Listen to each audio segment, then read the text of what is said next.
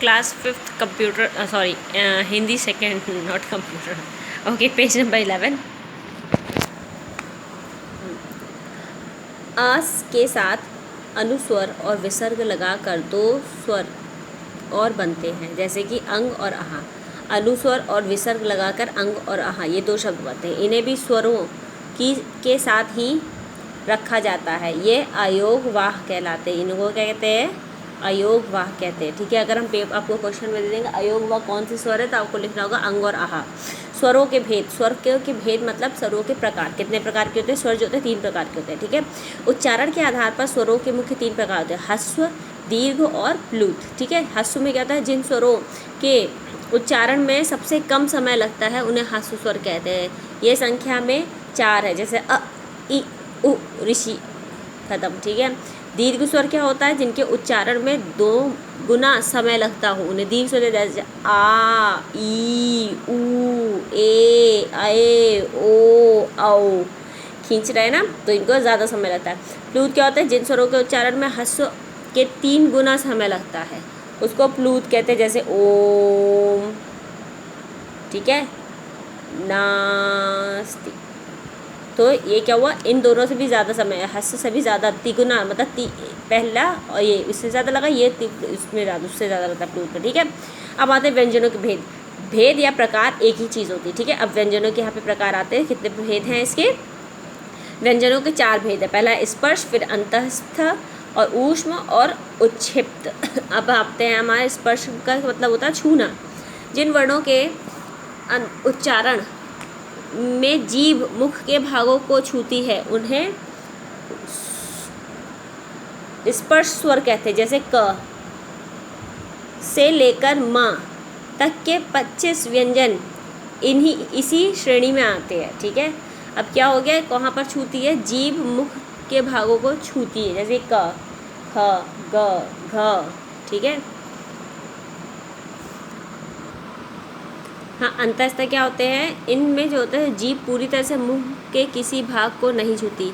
एक अब जैसे क, ख बोलते हैं तो देखो तालु जो होता है ना, थोड़ा थोड़ा अच्छे से टच होता है, ख, ग, घ। ठीक है, तो जो है ना उसके बाद जो हमारा जीभ होती है वो टच होती है, जो लेकिन जो अंतस्थ होते हैं उनमें जो है जीभ पूरी तरह से छूती नहीं, बिल्कुल टच करके निकलेगी, बल्कि हवा मुख के बीच से निकलकर इन वर्णों का उच्चारण करती है। इसमें क्या हो गया? मुख से किसी भाग को नहीं छूती बल्कि हवा के द्वारा, जैसे या, र, ल, व। ठीक है, इसके बाद आते हैं ऊष्म व्यंजन। इन वर्णों के उच्चारण में हवा मुख के कुछ भागों को स्पर्श कर रगड़ जाती है, जैसे कि इनके 4 है, जैसे श, श, स, ह। हाँ, फिर है उच्छिप्त व्यंजन, जिसमें ड और ढ के विस्तारित रूप ड़ और ढ़ हैं। इनके उच्चारण में जीभ मूर्धा का स्पर्श करके तुरंत नीचे गिरती है, जैसे ड़, ढ, तो नीचे आती है। इसी प्रकार इन्हें उच्छिप्त व्यंजन कहते हैं। ठीक है, अब आते हैं हम नेक्स्ट पोर्शन में, द्वित्व व्यंजन। जब किसी स्वर रहित व्यंजन का मेल अपने ही ऐसे व्यंजनों के साथ हो जब वह द्वित्व व्यंजन कहलाते हैं, जैसे कि क और क तो मक्का, च, आधा च वो बच्चा, वैसे ही अन्न, वैसे ही कुत्ता, ता 2 बार आ रहा है ना, तो कुत्ता। ठीक है, नेक्स्ट पेज में अब हम आते हैं संयुक्त व्यंजन में। संयुक्त व्यंजन को वर्णमाला के 33 व्यंजनों के बाद अलग और अंत में रखा गया है। 2 व्यंजनों का समूह संयुक्त रूप मिलकर एक नया रूप बनता है, जिसे संयुक्त व्यंजन कहते हैं, जैसे कि श, क्षत्रिय वाला, त्र, ज्ञा और श। ठीक है, ये श्रमिक है। ठीक है, अब आते हैं मात्रा। जब स्वर व्यंजन के साथ मिलते हैं तो अपना रूप बदल लेते हैं और प्रत्येक का रूप छोटा होकर एक विशेष चिन्ह में बदल जाता है। स्वरों के बदलते हुए इस रूप को मात्रा कहते हैं, जैसे केला, आम आदि। जब हम अलग अलग लेते हैं तो क्या होते हैं? वो वर्ण होते हैं। जब वही मिल जाते हैं तो क्या बन जाते हैं?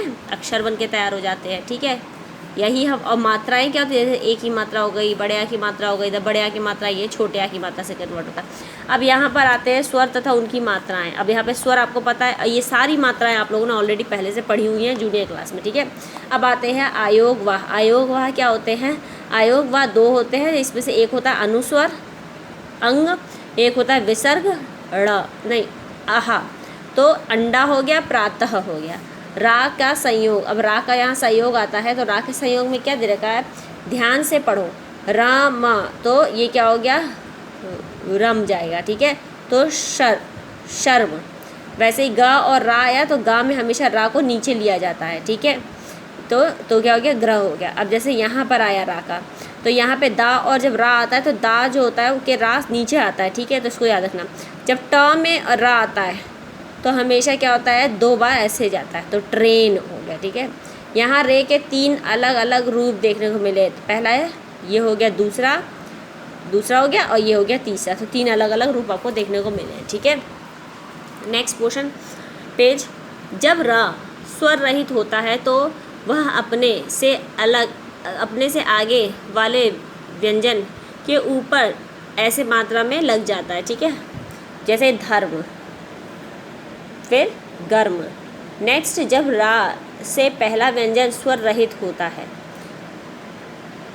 तो उस व्यंजन के साथ रा पदेन के रूप में प्रयुक्त होता है, जैसे कि चक्र, ग्रह, ठीक है। पाई वाली व्यंजनों के साथ रा व्यंजन के नीचे तिरछा होकर प्रयुक्त होता है, जैसे कि क्रोध, प्रधान, ठीक है। वैसे ही ढ और ड के साथ रा का प्रयोग कैसे होता है, ये है ड्रम, ये है ट्रंक, ठीक है। ट्रक, ड्रम, ट्रक, ठीक है। तो ये आपको क्लियर हो गया। अब यहाँ पर हम आपको कुछ क्वेश्चंस दे रहे हैं, ठीक है। इन क्वेश्चंस को आपको हमें करके देना है, ठीक है। पहला क्वेश्चन तो का आंसर हमने आपको लिख दिया है। वर्ण किसे कहते हैं? ध्वनि को लिखित रूप से प्रकट करने वाले चिन्हों को वर्ण कहते हैं। दूसरा क्वेश्चन है वर्ण के कितने भेद हैं? तो वर्ण के आपको भेद बताने हैं। तो यहाँ पे वर्ण के कितने भेद हैं, देखो वर्ण के भेद दे रखे हैं, स्वर और व्यंजन। स्वर कितने हैं? 11 हैं। व्यंजन कितने हैं? 23 हैं। ये कितने हैं पूछा है, प्रकार नहीं पूछा है, ठीक है। फिर थर्ड, हाँ हो गया। हिंदी वर्णमाला में कितने स्वर है? 11 हैं। व्यंजन कितने हैं? 33 हैं, ठीक है। 33। स्वरों को के कितने भेद हैं? पूर्ण वर्णन करिए। अब जो स्वरों के आपके जो भेद हैं, ये पूर्ण वर्णन मतलब यहाँ से लेके यहाँ तक पूरा उसका वर्णन करना है, ठीक है।